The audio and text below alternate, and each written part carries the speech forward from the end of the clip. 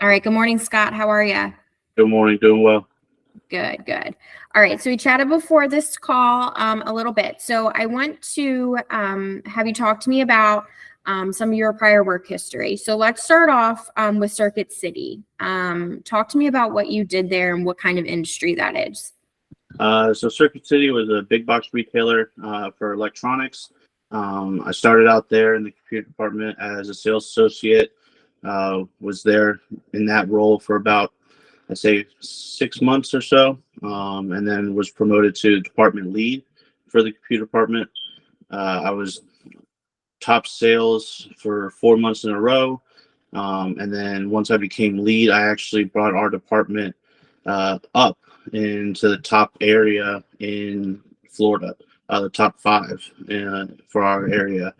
I think a lot of that is just due to my ability to lead and kind of show people the ropes of how to sell. Sales is kind of one of my big things. I grew up just always a salesman. So at Sugar City, we unfortunately went out of business. Only a year and a half of me being there. But other than that, we always exceeded and crushed it. Perfect. Awesome. All right. And then you were with Background Warehouse for a few years as a researcher. For those who don't know what that is, talk to me about what that industry involves. So the Background Warehouse was a automated or employment verification company. We was pretty much like a call center. We would have clients send in verifications that need to be completed.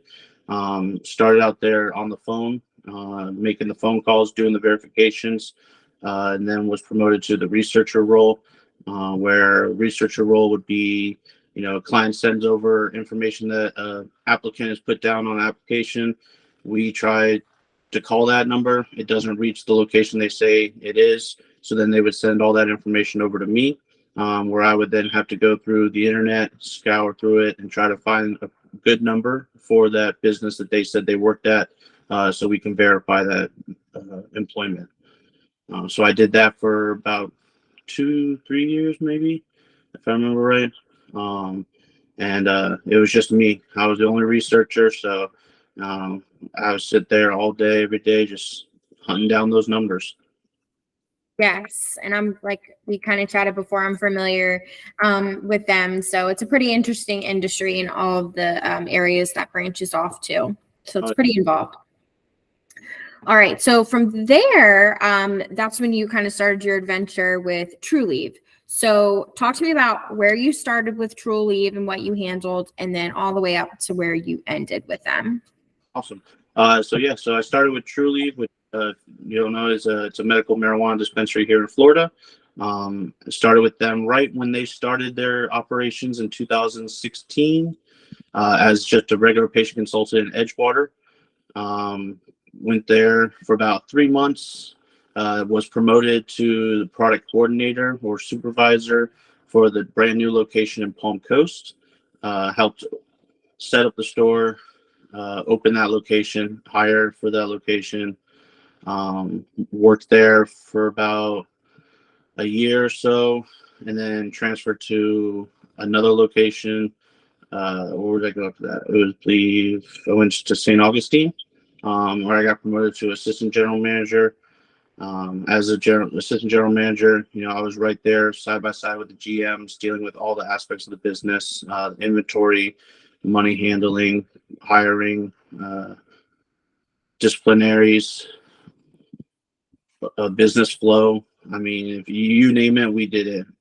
Each one of those locations is pretty much ran and operated by the GMs. When I first started with TrueLeave, when they were still small, I mean, it was to the point where we were even ordering the actual amount of product that we needed per week. So there was no automated, logistics or anything back then. It was like, hey, I know I need this amount of, 9-pound hammer because I'm selling through it at this rate. So we need to order this many, flats to be in for next week's order.